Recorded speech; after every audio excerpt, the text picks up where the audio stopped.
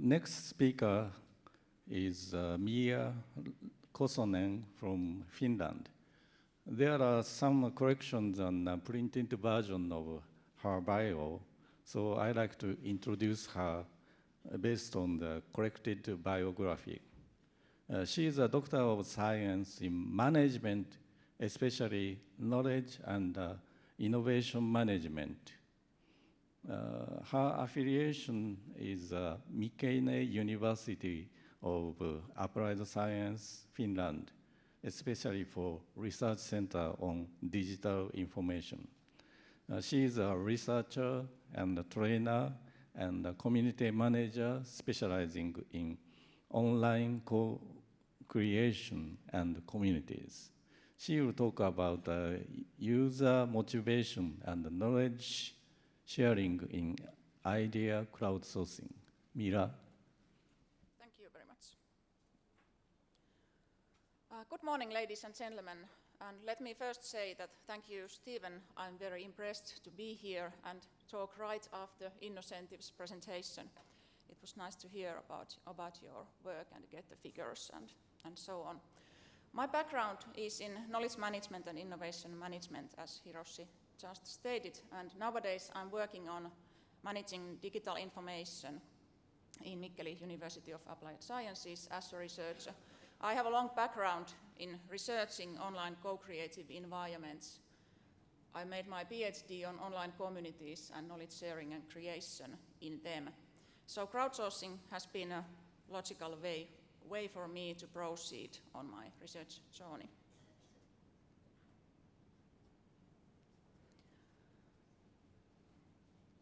Let me first say that crowdsourcing is not a new phenomenon. Often you hear saying that we are now living the age of the crowd. We have now the opportunity to solve problems together, as Stephen also mentioned. That's true, but of course there's nothing new about crowd wisdom itself. The phenomenon is as old as the human society and human communities. Another point related to crowd is that you often hear the statement that internet and social technologies and social media are full of, let's say, not crowd wisdom, but crowd idiotism. There is systematic trolling, there's fraud, there's abuse, there's violence.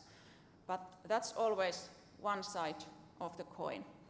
In that crowd, there's always people who are willing to help and contribute, and there are always those guys who are willing to harass and abuse and engage in trolling. And my message here in the beginning of my presentation is that you have to believe in the good side of the people in that crowd. So you have to look for the people who are willing to help you in problem solving.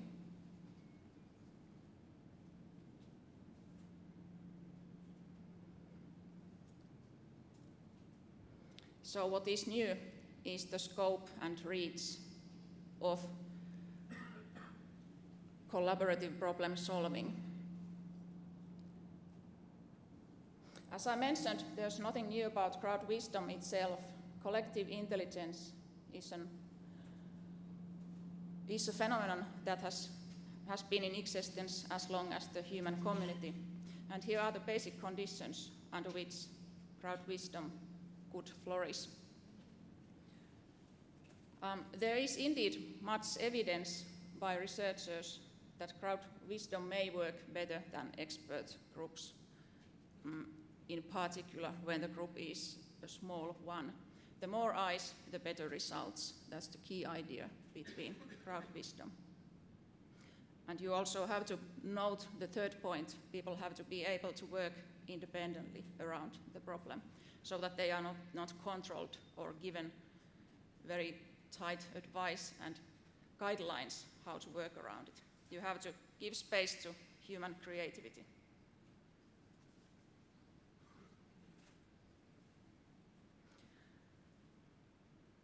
There are indeed many ways to classify crowdsourcing.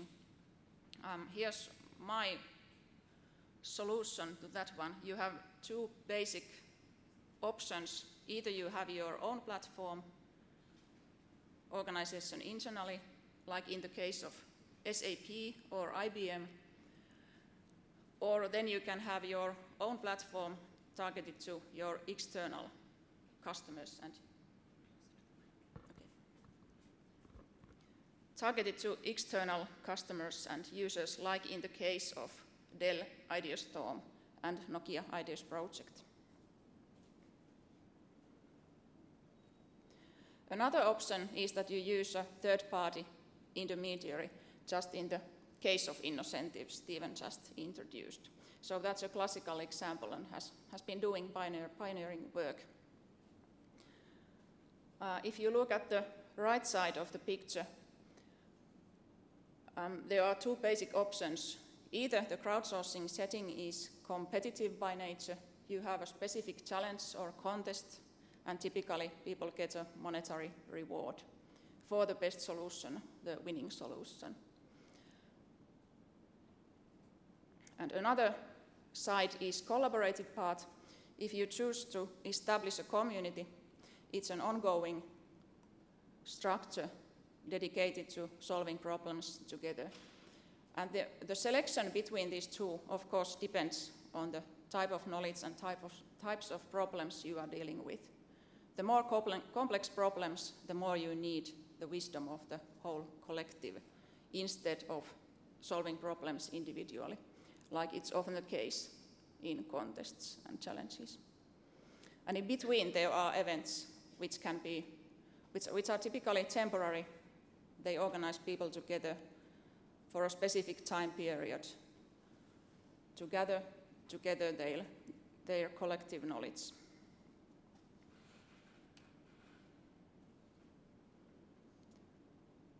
My background is in crowdsourcing settings, which are typically formed around creating something new together, just like idea crowdsourcing. Another option is that people simply vote or decide or choose from the selected options, or they can, for instance, identify certain data, mark it to the maps or so on, which is a simpler task than solving complex problems together. I'm not an expert on risk assessment and not food safety either, but I found an interesting study by Sabrina McCormick, and in case you are a risk assessment professional, you might look at it. Her case was around oil spills and oil spill recovery. And she noted in her study, again, these potential benefits crowdsourcing might produce for risk assessors. Firstly, the large crowd can notify experiences that might remain unaddressed using expert methods only. And secondly, the crowd can also notice some instances which would not be detected at harmful levels at all by those expert assessors.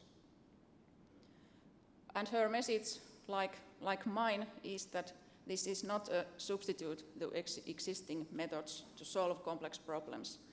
Crowdsourcing is definitely a complementary tool or approach.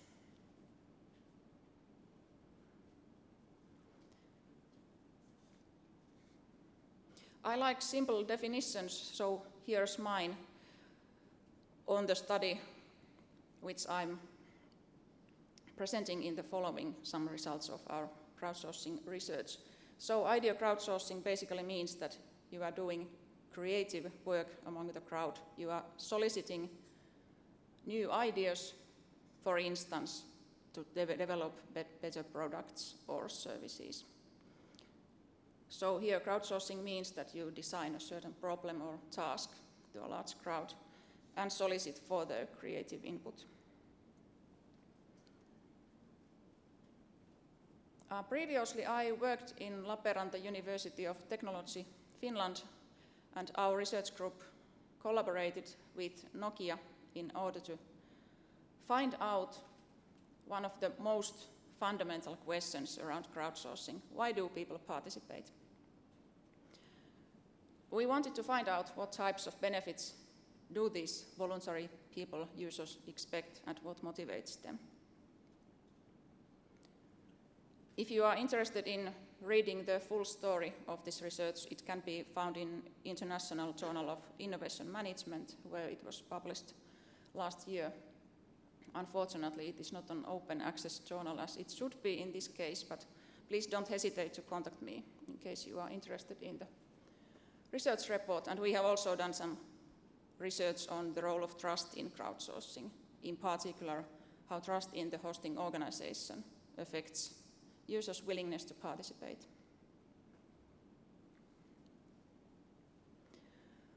Nokia had a crowdsourcing platform called Ideas Project. It was an open innovation and brainstorming community around mobile lifestyle and products. In this manner, this is a classical crowdsourcing setting. You ask for ideas to develop products. We studied the Chinese community. You might think that this is a rather small sample, but actually it is not, because the community was launched only 6 or 7 months earlier, and there were about 1,000 active users at the time we conducted the survey. So actually the response rate was very good.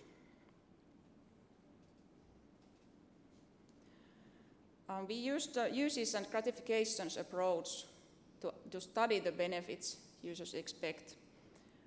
This approach is based on media and communication studies.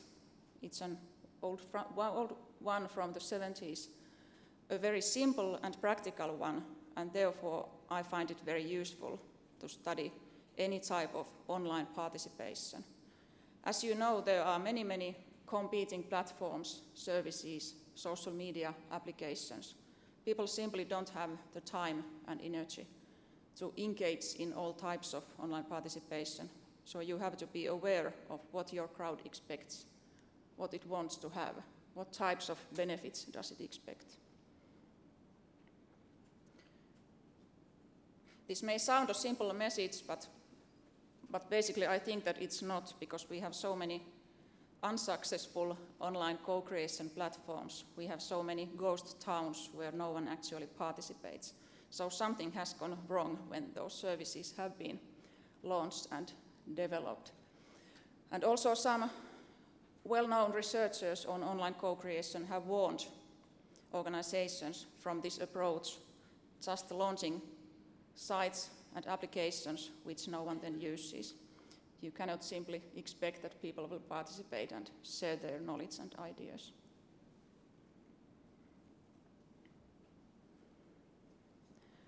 In uses and gratifications approach, there are 4 types of benefits which are summarized in the right side of the table: personal, social, cognitive, and hedonic. As I stated, this is a very simple but practical and useful approach to be used to map the benefits people expect. And in our study, there were 2 key findings. Firstly, people wanted to participate in that community where they shared their ideas and knowledge. And this was a very fundamental type of benefit people expected. Of course, you could state that this might depend on the context where we made the study. It was about Chinese users of Ideas Project, and of course national cultures may also come into play. But what is important here is that the hosting organization understood that cultural context. They also dedicated effort to facilitating social relationships and belonging, not just giving the best contributors money or a prize, such as a mobile phone. So that's the trick for another types of organizations who want to apply crowdsourcing. And secondly, the second most important benefit was learning. Users participated in order to get more knowledge, enhance their knowledge, get better solutions, and in particular to be able to develop those solutions.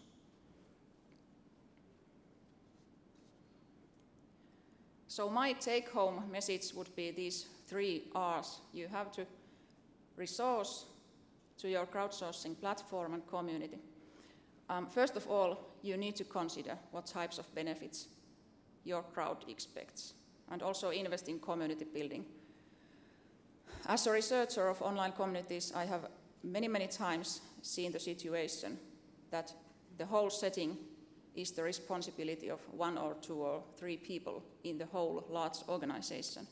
That simply doesn't work. You cannot engage tens of thousands of people just by resourcing internally into a small team, or in the worst case, just one person who is responsible of all this. And secondly, you have to provide spaces for reworking the problems, because this is the issue of learning, and learning together. You also get better quality ideas when nurturing this support and processing ideas. And thirdly, the most important message, give recognition to your crowd. Identify the most valuable contributors and give them recognition. My point is that you have to invest in soft rewarding, because in many cases it might be even more important than giving material reward. So know your crowd and its expectations and serve it as good as you can. And please don't hesitate to contact me, for instance, in Twitter or LinkedIn. Thank you.